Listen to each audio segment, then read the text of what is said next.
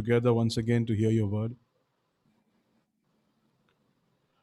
And Lord, give us the wisdom to glean from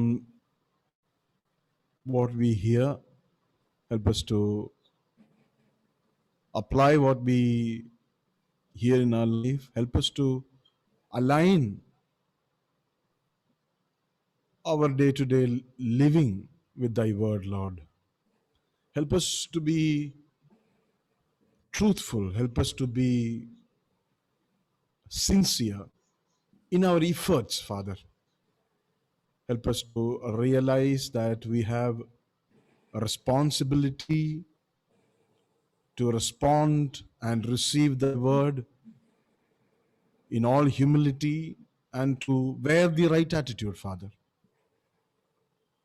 This morning, as we look into the book of Kings, help us to see all that is needed to see, Father. Glorify your name, Lord. In Jesus' most precious name we pray. Amen. Amen. There are umpteen number of issues we facing. Video is also not good. Light is also not good. But the word is good enough.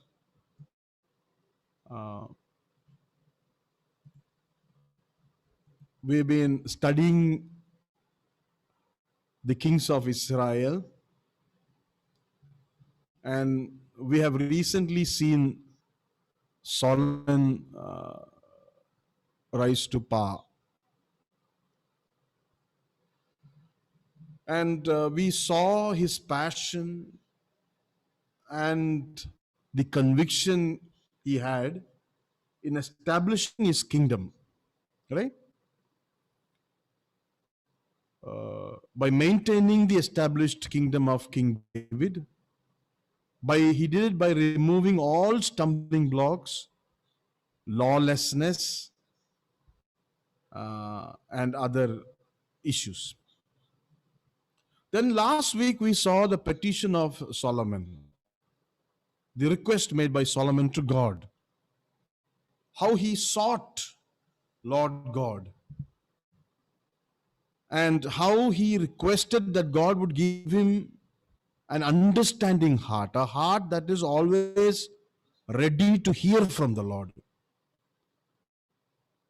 And of course, we know that God blessed Solomon not only with great wisdom, not only with great understanding, but also with great riches and honor as well.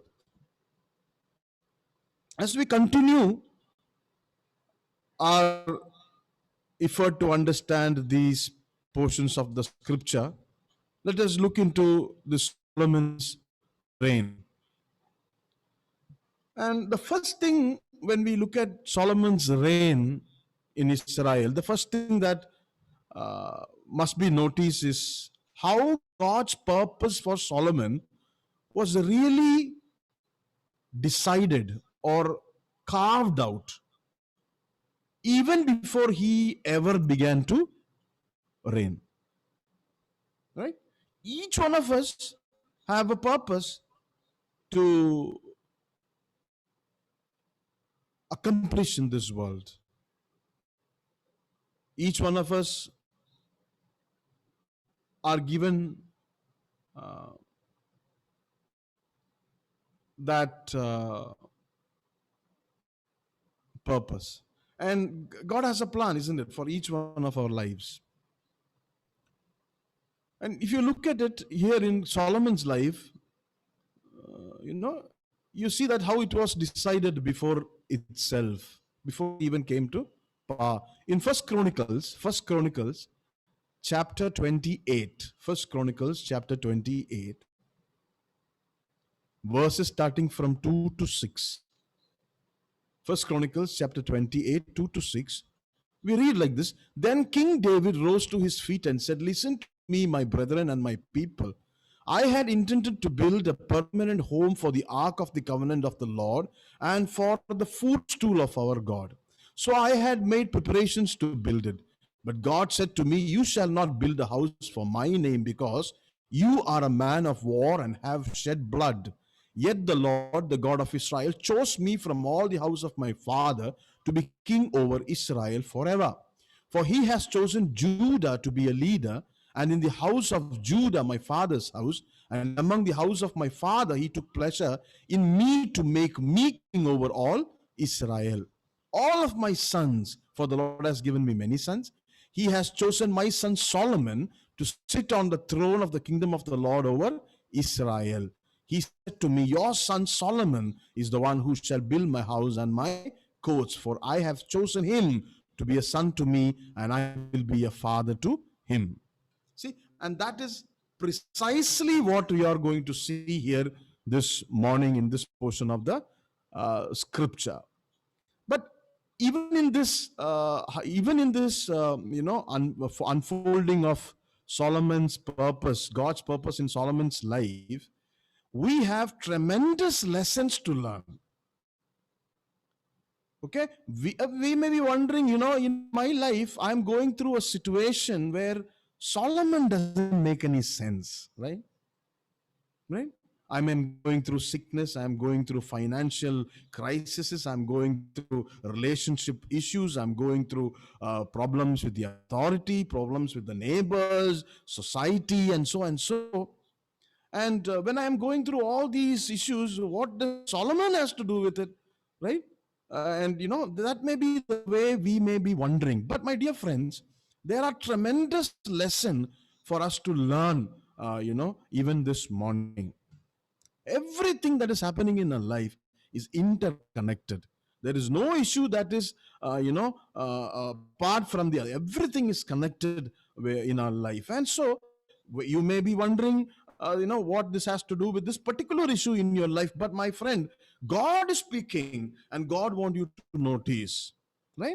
God is speaking and God wants you to pay attention and understand the lesson or the things that He wants us to understand even this morning. Because it is important that you and I understand the heart of God. It is important that we understand His heart and what it is that He truly wants from us, right? It is very important for us. There are so many things we want, but beyond that, our needs is the need for us to understand who is God, what is the heart of God, and what it is that He wants from us, right? And when we come to present something before God, right? When we come to present something before God, we must understand, we must learn to recognize what it is that God wants to receive, right? Yeah, we want to give something to God, we want to present something to God. Yeah, fine, that is good. But before that, we must understand, we must have a proper understanding of what it is that God wants, right?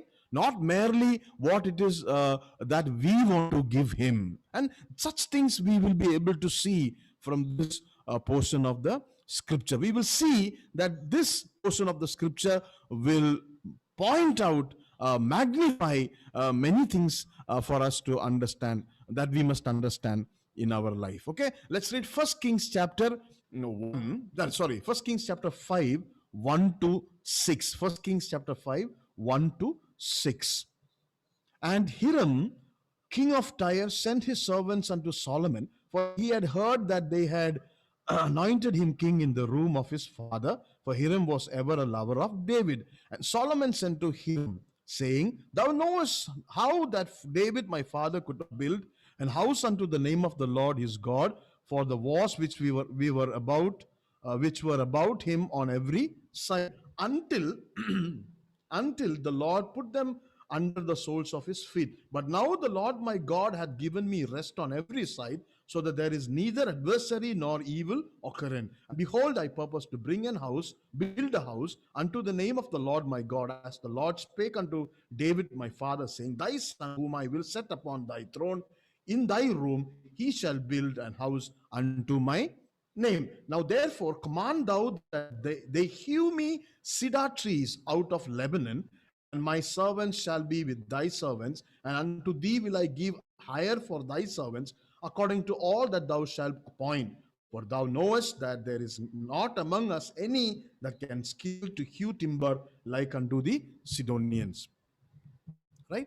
It's necessary that we read this so that we recognize the setting, the context of what has occurred you know, in this time of the history. King of Tyre sends servants to Solomon to continue the alliance, right? Before also, he was in alliance with Israel. Now he's sending his servants to Solomon to continue that alliance. So Solomon request or responds with a request. That's what we see in verses 3 to 4. He says, you know that David, my father, was unable to build a house for the name of the Lord, his God, because of the wars which surrounded him, right? And now he says, I am going to build this house for the Lord, right? Now you have to notice something here in verses 3 and 4, right? Notice it. In verse 3, Solomon, Solomon refers to God, or refers to David as the Lord of his God. The Lord is God.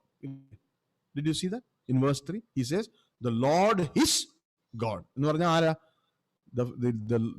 God of his father.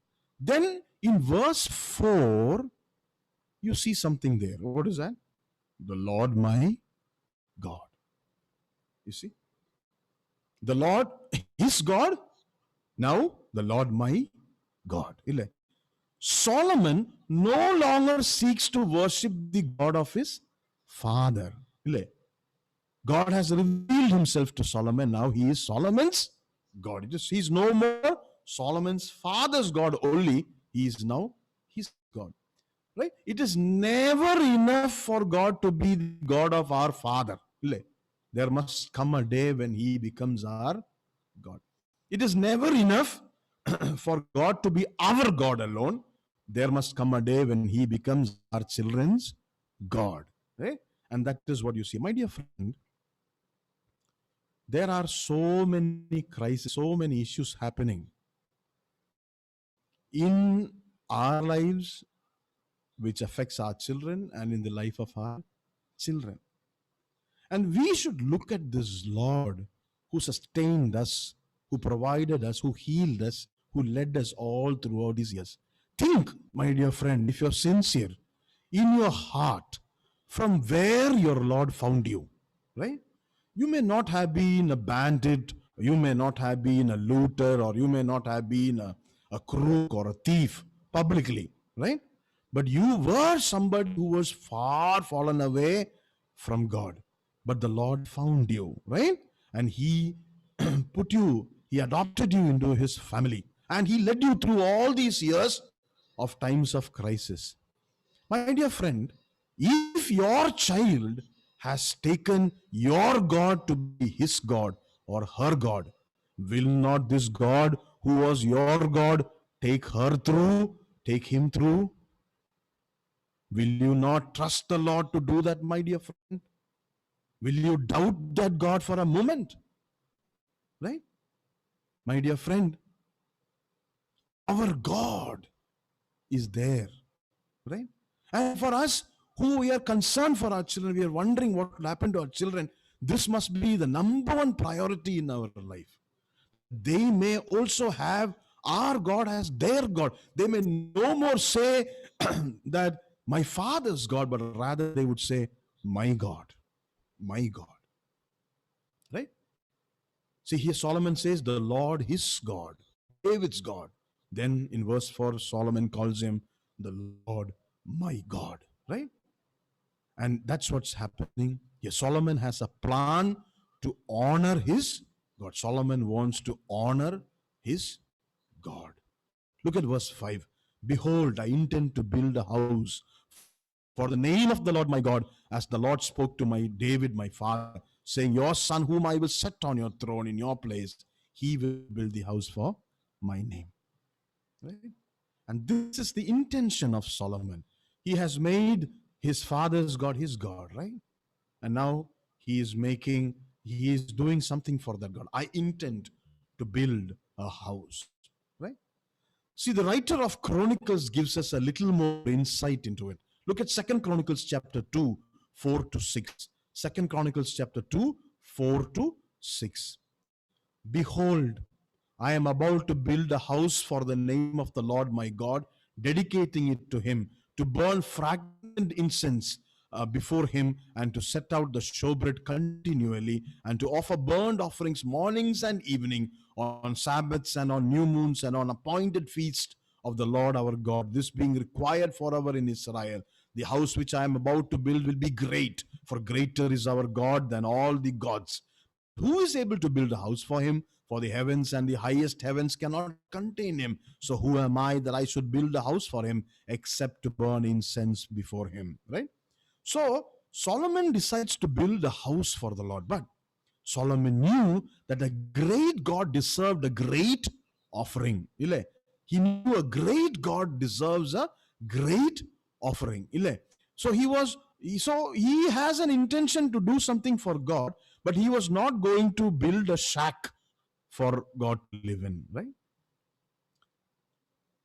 He wanted to build a place for the Lord, but he's not going to build a shack for the Lord. I intend to build a house for the name of the Lord my God. He says, I'm going to build a great, the house which I'm about to build will be great. Why? For greater is our God than all the gods, right?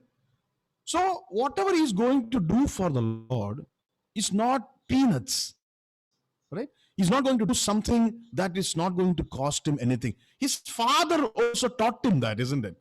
Father goes to Aruna and says, I'm going to buy your field, right? I am going to buy your field. Oh, my Lord, my King, everything is yours. Take it. He says, no, no, no, no, no. I won't take it. I will buy it from you, right? I am not going to buy it on freebies so that I can present it to God. No, I am going to pay the cost. It's going to bear on me. I'm going to do that. See, this is some principles that Solomon had learned from his father, right? And here he says, I am going to build something for the Lord. I'm going to do something for the Lord, but I'm not going to give him peanuts. I'm going to do something that really means something for me. I intend to build a great house. Because why? Because our Lord is great. My dear friends, this must be our attitude also, right? Whenever we want to do something for the Lord, right? Whatever it may be, do it greatly. That means do it in abundance. Do it with all, cheerfulness of heart. Do it with all sincerity. Do it for the glory of God, right? You and that is the attitude that every one of us must have, whether we are going to worship the Lord, whether we are going to sing for the Lord, whether we are going to give money to the church or to somebody else or to help someone, or whether we are going to help out somebody with our cars or with our house, or whatever we can do the best that you can. That is what God requires, and only then it will carry weight. Okay, that then only it will carry weight, then only it is valuable in the sight of the Lord, right? So again notice this. Solomon never said he was going to build a house for them. That is not his intention. Why? Because he knew very well. He says in First Chronicles chapter 2 Chronicles chapter 2 4 to 6, in the 6th verse he says, but who is able to build a house for him? For the heavens and the highest heavens cannot contain him. So who am I that I should build a house for him, except to burn incense before him, right? Solomon never said he's going to build a house for, he's going to build something which could contain God, right?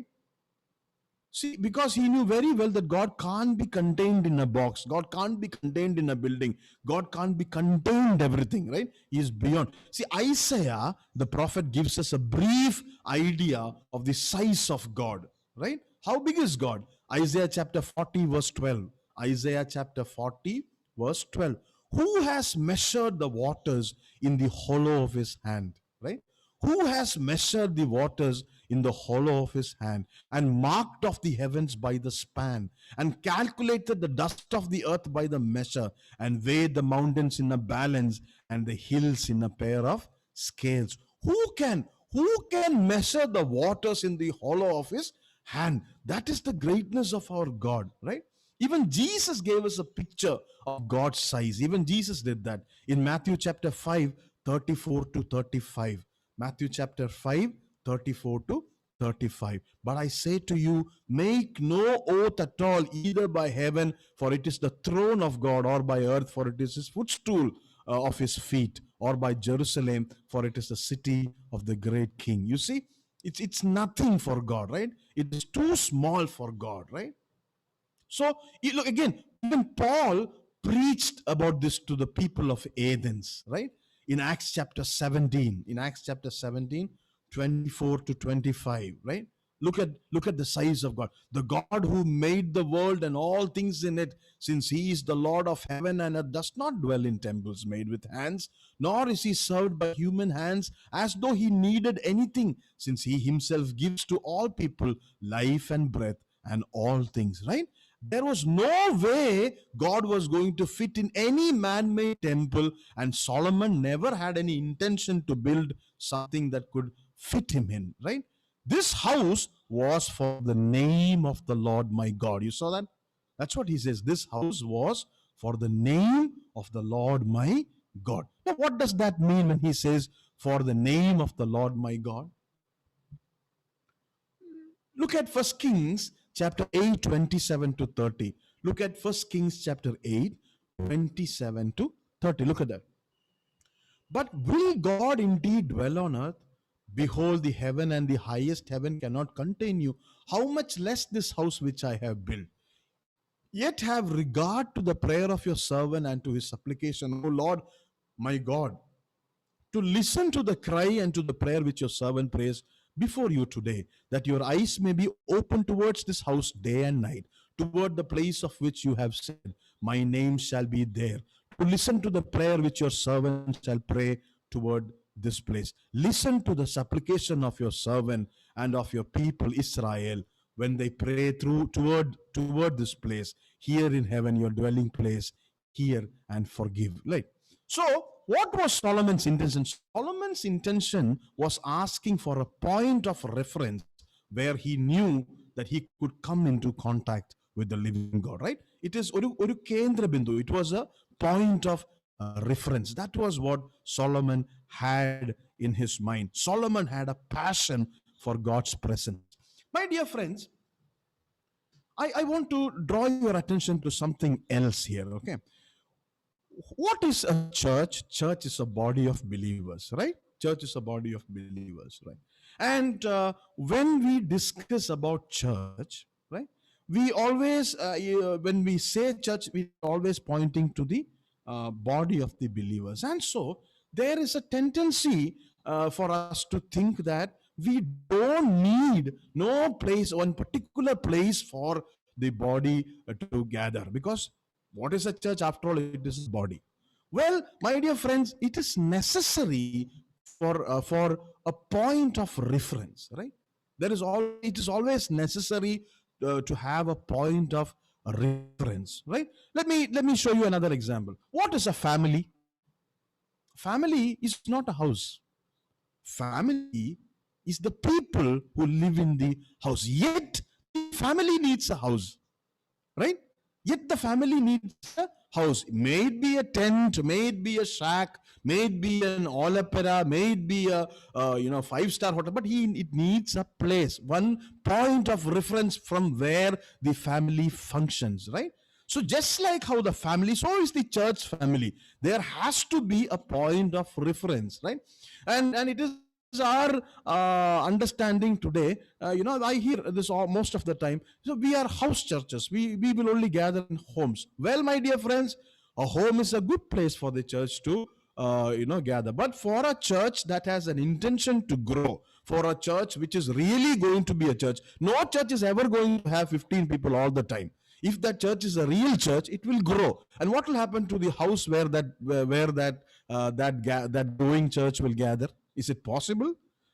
No. So there is always relevance for when you think about a place of worship. That place is not a place where God lives, but that is a place which is built for the name of the Lord, right? That is a reference point, and that is going to stand generations after generations. So let us not despise those of who has such places, okay, whether it is a steeple church, whether it is a cathedral, or whether it is a hall. Let us not despise such places. Let us not belittle them and say you don't need because we are a church. That is a wrong understanding, right? That's an entirely wrong understanding. Okay, so here is Solomon. Solomon was asking for a point of reference where he knew that he could come into contact with the living God, a place where he could always look forward for God's presence, right? And why did he do that? Because he always wanted to be able to be in touch with God. He always wanted to be able in touch with God. And so he is building this temple in Jerusalem. And to help him build this temple, he is contacting the king of Tyre to help him with provisions, right? That's what in verse 6 we read. Now, therefore, command that they cut for me cedars from Lebanon, Devadaru, from Lebanon, and my servants will be with your servants, and I will give you wages for your servants. Look at that. He is a king. He could force his other king, his friend king, to just get it done. But here is Solomon. He's saying, I will give you wages for your servants according to all that you say, for you know there is no one among us who knows how to cut timber like the Sidonians. Nothing is done free. See, it's for God, right? It's for God. And as you continue your reading in the rest of chapter 5, it speaks about Solomon gathering provisions. And in chapter 6, it deals with the building of the temple. Chapter 7 deals with the patram, the things, the utensils of worship that the temple would that they would fill the temple with, right? And we can read those chapters privately and get an idea of what Solomon built. Now, without reading them in their totality, let us just look at certain portions of the scripture of these chapters to see how it was all done. Look at chapter 6 verse 2, right? In chapter 6 verse 2, and the house which King Solomon built for the Lord was, the length therefore was 80 cubits, and the breadth thereof was 20 cubits, and the height thereof was 30 cubits, right? Now, what does this say? This says that it was approximately about 2,700 square feet, wide temple. So it was a large project, right? It was something it was not something he could he's doing in a small corner. No, it was something that he was, it was an elaborate, it was a large one, right? That's the first thing that we can understand from chapter 6, verse 2. Now, in 6, 7, we read something else. Look at chapter 6 verse 7. What does it say? And the house when it was building was built of stone made ready before it was brought thither, so that there was neither hammer nor axe nor any tool of iron heard in the house while it was in building. Now you see, it was a large construction, and it was a very majestic construction, right? There was much reverence given this construction.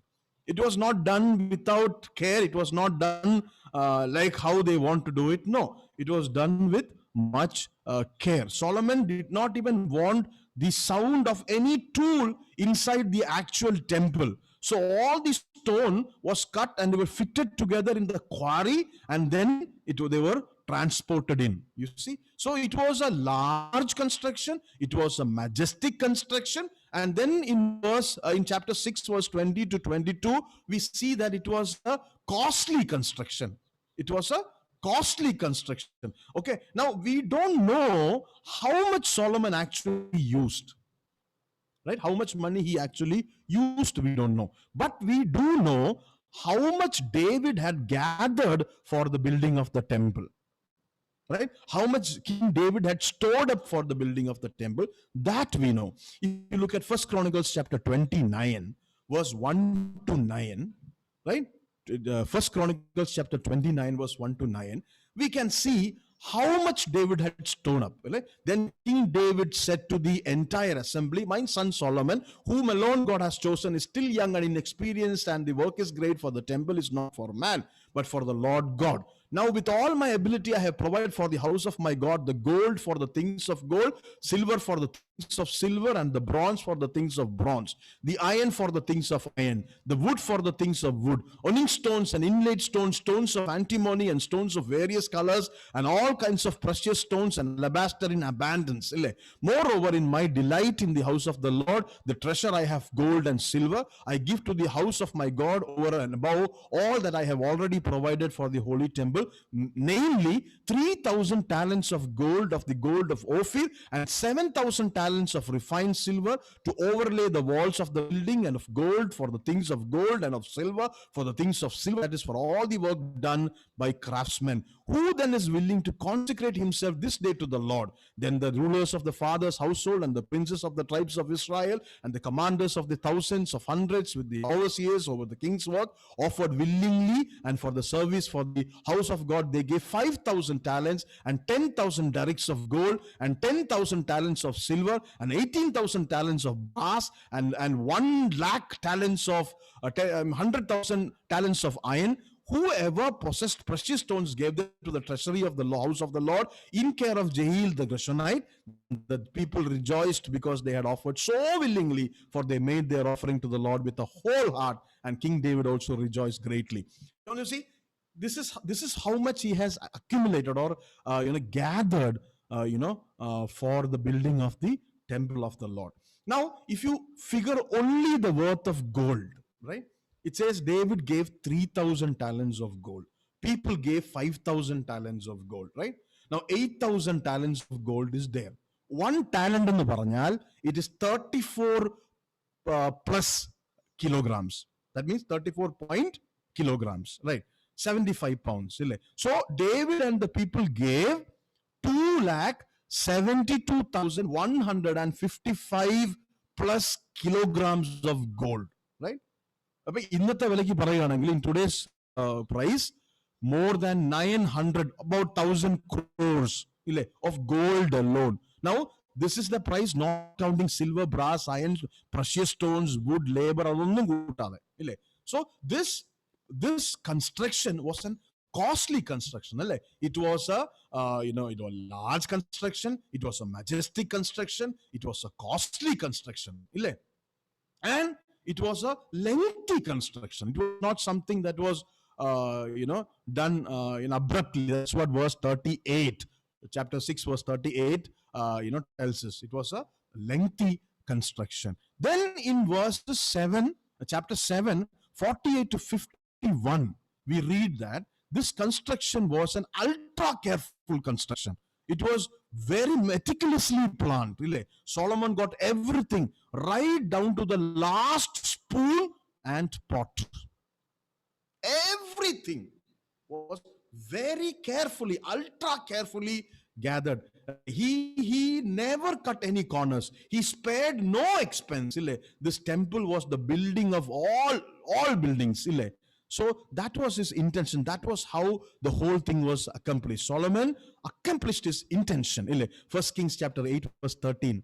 He says, I have surely built you a lofty house, a place for your dwelling forever.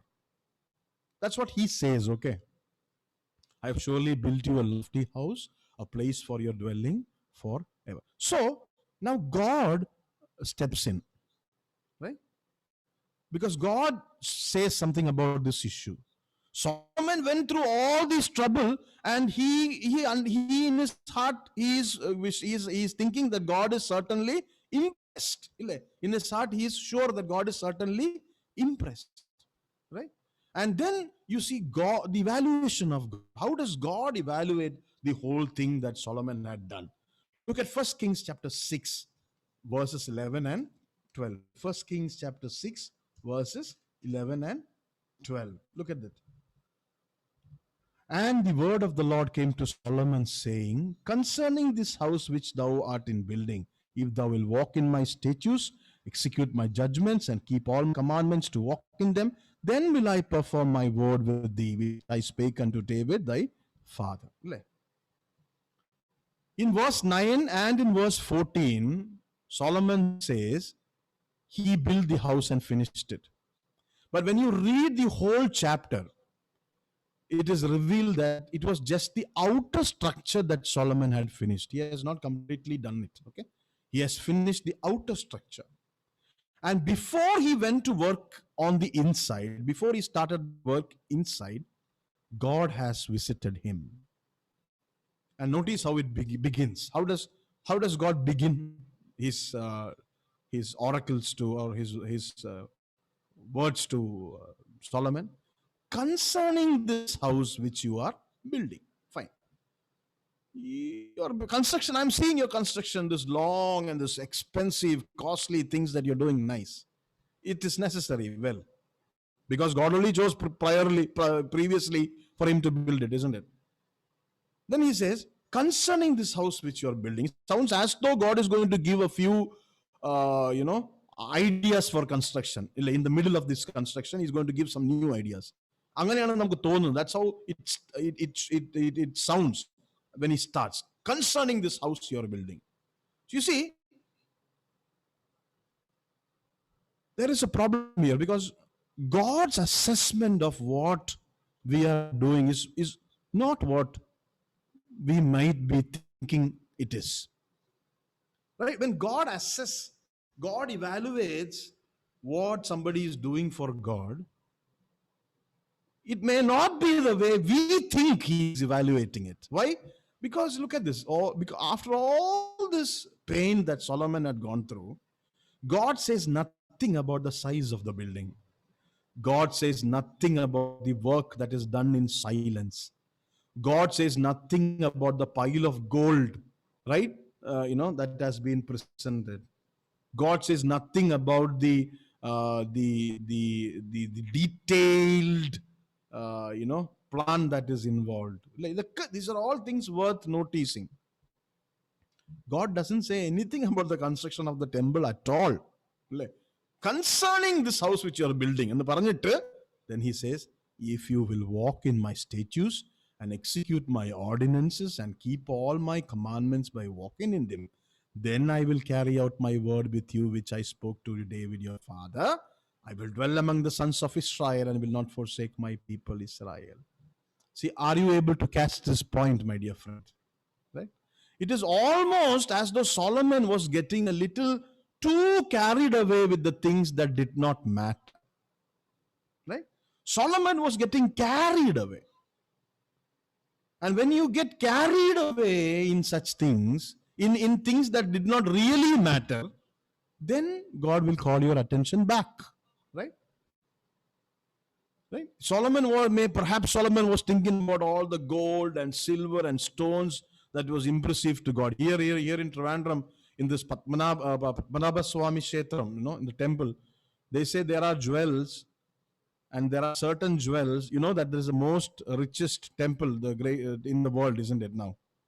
Well, there they say there are certain jewels. With one jewel, one diamond that is there, you could buy Trivandrum, they say.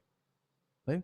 That is the price of those stones. So we have only calculated and somewhat roughly calculated the amount in gold. What about the stones? Right? So here is our man must have been thinking about gold, silver, and stones, and he must have been thinking that it was impressive to God. Right? God is impressed. Right? Like maybe how God just waiting to be finished. Like how that certain video like a paniyimba, just waiting it to be finished, immediately go live. Right? He must have been thinking God is waiting like that. So God shows up in the middle of the construction just to say that my presence is not controlled by worldly wealth and this great grand structures. Right? These houses, even if it is built purely of gold, is not going to impress me. If you are serious about having me around you, then your focus should be on obedience. For that is what secures my presence. That is what is more important to me. What a concept this is, my dear friends. Right? Look at the condition that God gives to Solomon. If you will walk in my statutes and execute my ordinances, keep my commandments by walking in them. See, and when you see, it is very important that we notice this, that he repeats 3 times the same thing, right? 3 times God reiterates, the importance of obedience to Solomon. walk in my statutes, execute my ordinances, keep all my commands by walking in them. Look at the last thing. Keep all my commandments by walking in them. That means don't just keep a copy of the 10 commandments in your inside your safe. Apply my word to your life. God doesn't want us to keep a holy Bible under our head, okay, or inside our under the pillow, or inside the cupboard, or inside the church, right? That doesn't matter, right? God wants you to read His word and then apply His word, and continually walk in obedience to His word. And nothing, any other fabulous offerings are never going to impress God, because it is never God's desire, right? In fact, look at what God told David when he decided to build the temple. Look at what God told David when he decided first to build the temple in 2 Samuel chapter 7, 1 to 7. 2 Samuel chapter 7, 1 to 7. Look at that. 2 Samuel 7, 1 to 7. Now it came about when when the king lived in his house, and the Lord had given him rest on every side from all his enemies, that the king said to Nathan the prophet, "See, now I dwell in a house of cedar, but the ark of the God dwells within tent curtains." Nathan said to the king, "Go, do all that is in your mind, for the Lord is with you." But in the same night, the word of the Lord came to Nathan, saying, "Go and say to my servant David, thus says the Lord, are you the one who should build me a house to dwell in? For I have not dwelt in a house since the day I brought up the sons of Israel from Egypt, even to this day. But I have been moving about in a tent, even in a tabernacle. Wherever I have gone with all the sons of Israel, did I speak a word with one of the tribes of Israel, which I commanded to shepherd my people Israel, saying, why have you not built me a house of cedar?" Right? I have dwelt in a tent, right? Recently, Sabu Pastor and myself, we were discussing about a ministry there is a possibility, or there had been a possibility of starting a ministry in a particular place in Calicut. And so, while we were discussing it, we wanted to do something there. So the first thing, that was discussed between us was that, we can start ministry there, but let us start it in a tent. Let us start it in a tent, because God doesn't mind living in a tent. Then why what then His presence in a tent? Then why should we be afraid about raising up a tent to start the work? Right? Let us start it from a tent. Right? God did talk a lot about His presence dwelling with them. God always spoke to the people about His presence dwelling with them. But having a house or having an expensive temple was never a factor in that He had asked them to. Right? If you remember the golden calf incident, after the golden calf incident, the people were on the verge of losing God's presence. Right? They were on the verge of God departing from His presence, departing from them. If you look at Exodus chapter 33, 1 to 3, Exodus chapter 33, 1 to 3. Then the Lord spoke to Moses, "Depart, go up from here, you and the people whom you have brought up from the land of Egypt, the land of which I swore to Abraham, Isaac, and Jacob, saying, to your descendants I will give it. I will send an angel before you, and I will drive out the Canaanite and Amorite and Hittite and Perizzite and Hivite and Jebusite. Go up to a land flowing with milk and honey, for I will not go up in your midst, because you are an obstinate people, and I might destroy you on the way." Right? They were on the verge of losing the presence of God. Right? But it was not because they had not built Him a temple. Right? Was He going to depart? Was His presence going to depart from them because there was no temple? No. It was because they were an obstinate people. Right? They were a hard-necked people. Right? That is the reason. God is not interested in outward offerings. God is interested in the obedience of a grateful heart. Right? God is interested in the obedience of a grateful heart. We should always remember that to such God will go in the front. Right? To such, God's presence will be there. Listen to what Solomon himself would write later in the book of Proverbs. Look at that. In Proverbs 15 chapter, in Proverbs chapter 15, verse 8. Look at that. The sacrifice of the wicked is an abomination to the Lord, but the prayer of the upright is his delight. The sacrifice of the wicked is an abomination. Do you realize this, my dear friend? It is an abomination to the Lord. But the prayer, disobedient Christian living, disobedient Christian life, so-called Christian life, adu jeevichittu, the sacrifice is an abomination to the Lord. Right? Proverbs chapter 21 verse 27. Proverbs 21 verse 27. The sacrifice of the wicked is an abomination. How much more when he brings it with evil intent? How much more when he bring it with evil intent? Solomon he understood all these things. Right? That's why he has written it in his book in Proverbs. David also knew this. Look at what David writes in Psalm 51, 16 and 17. Psalm 51, 16 and 17. For you do not delight in sacrifice, otherwise I would give it. You are not pleased with burnt offering. The sacrifices of God are a broken spirit, a broken and a contrite heart. Oh God, you will not despise. The prophet, the prophet David, right? King David, right? He writes here. He also knew this. Even Isaiah delivered, the word of God on this matter. Even Isaiah spoke about this. And Isaiah chapter 1, 11 to 17. Isaiah chapter 1, 11 to 17.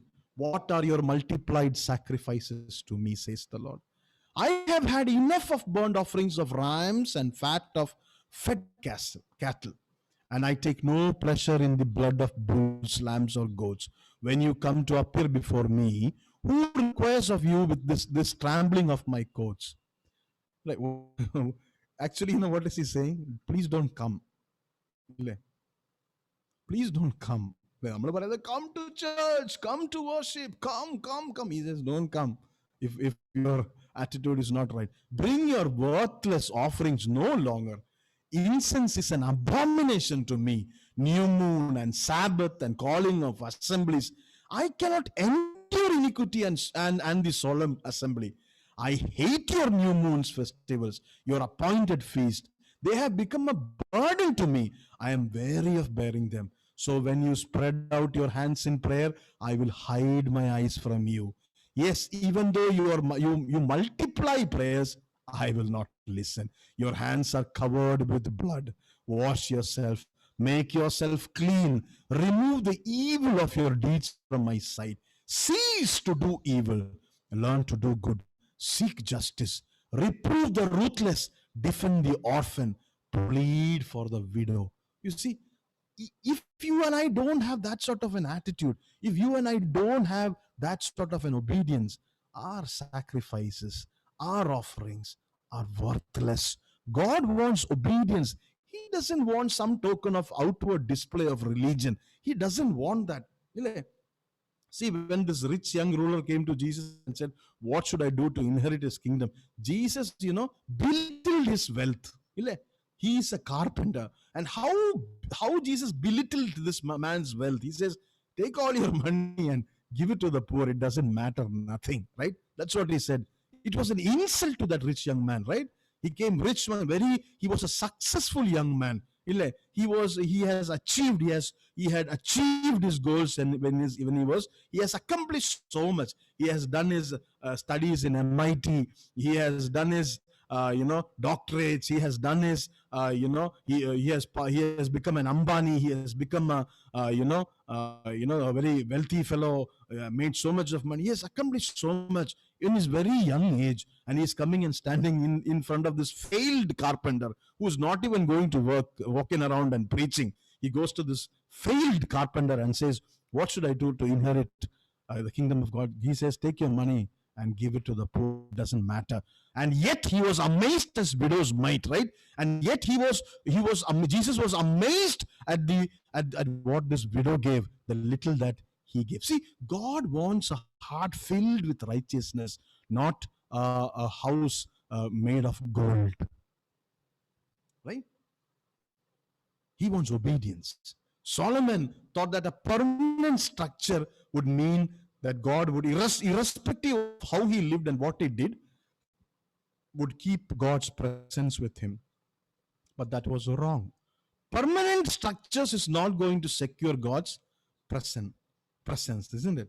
Only consistent obedience, only that will secure God's presence, not permanent structures or any sort of a structure or any sort of, things that are done. Solomon knew that a great God deserves a great offering, right? But the offering God desires is our life on his altar. Present your bodies as a living sacrifice. Present yourself. Great God deserves a great offering. But what is the greatest offering you and I can give, my friend? It is our life. It is our life. Without giving a life, without giving a submitted life for the Lord, there is nothing else can please him, right? And so God says, if Solomon would give God the obedience that God desired, then I will carry out my word with you, which I spoke to David your father. I will dwell among the sons of Israel and will not forsake my people Israel. Now, that is what Solomon really wanted, isn't it? He wanted God to secure his kingdom. He wanted God to be, available to his people. He wanted God never to leave, right? God never to leave, right? And so God says, give God his obedience, right?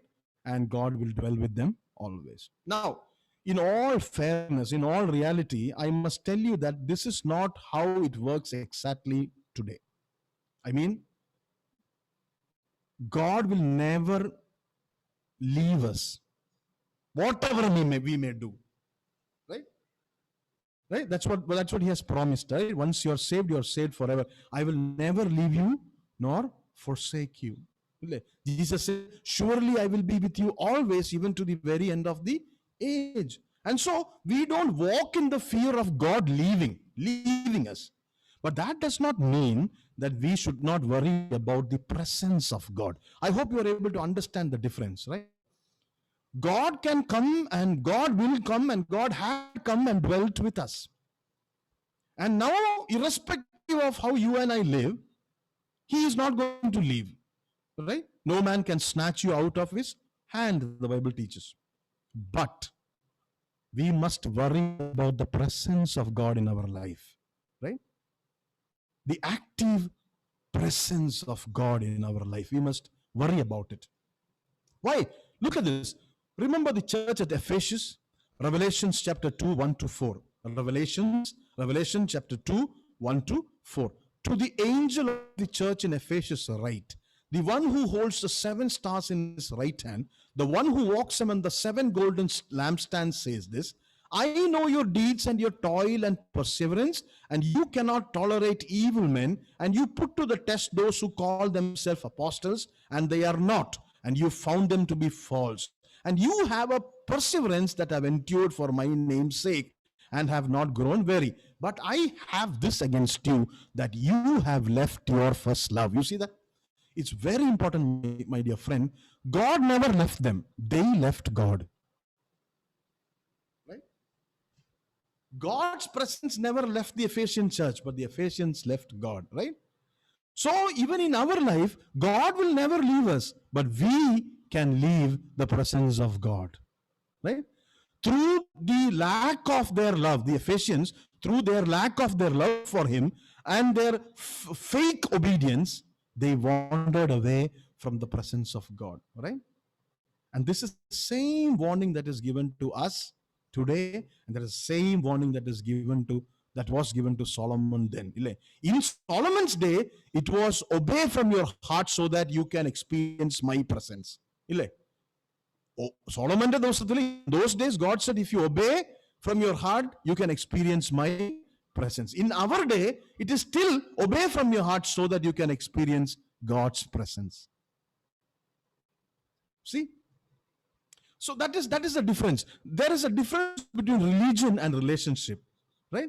In religion, People tries to seek, people try to build God a temple. But in a relationship, we must give God a heart. Right? So, my dear friends, here we stand, and let me ask you, can we do more than just attending worship? Can we do more than just building a temple? Can we do just more than having a mediocre Christian life? Can we do more than just involve ourselves in superficial religion? Can we do more than give money? Can we do more than attend church? Can we sincerely place our lives on his altar? Right? Let's not have a prayer time. Let's not have a prayer time. Okay? Let's have a time of prayer. It's two different things. Right? Prayer time starts 10:30, ends 10:35. But a time of prayer goes on. Right? Let's not just read a daily devotion. Let's not read what's that book that everybody has other than the Bible, the morning one. Yeah, that small book. Let's not just read that. Daily bread. Daily bread. Huh? Let's not read daily bread or something else only. Right? Let's not just take a daily devotion. Let's not do that.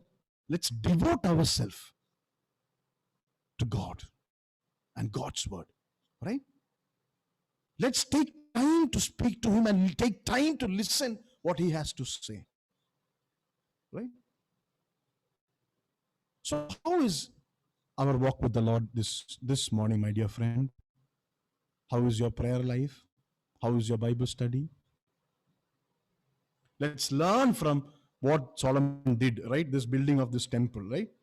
And let us make a conscious decision to prepare our heart to seek the presence of God, to walk in his ways and to fellowship with him daily, right?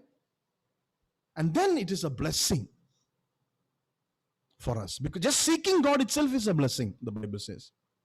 And it will transform our lives day by day. Transform our life. Keep on transforming. Let me end by reading one more verse in 1 Kings chapter 6, 11 to 13. 1 Kings chapter 6, 11 to 13. Now the word of the Lord came to Solomon, saying, concerning this house which you are building, if you will walk in my statutes and execute my ordinances and keep all my commandments by walking in them, then I will carry out my word with you, which I spoke to David your father. I will dwell among the sons of Israel and will not forsake my people, Israel. Let's close our eyes. Father, Lord, we heard you. And Father, as individuals and as a church, let us help us to prepare ourselves, examining our own hearts, allowing you to examine our heart, exposing us, and laying ourselves bare in front of you. Help us to start once again, start fresh. Glorify your name, Lord, in our lives. In Jesus' most precious name we pray. Amen. Amen. Praise God. This morning, God spoke to each one of us through his servant. We learned so many things from the life of Solomon, his zeal, his enthusiasm for the construction of house for the great God as a reference point. And the way he constructed the house, the materials, used the costly materials in a perfect way. He accomplished it, but we knew that God did not impress on all these things, but God asked him to follow his decree. Obeying God is the main important things. Let us apply what we heard today in our life.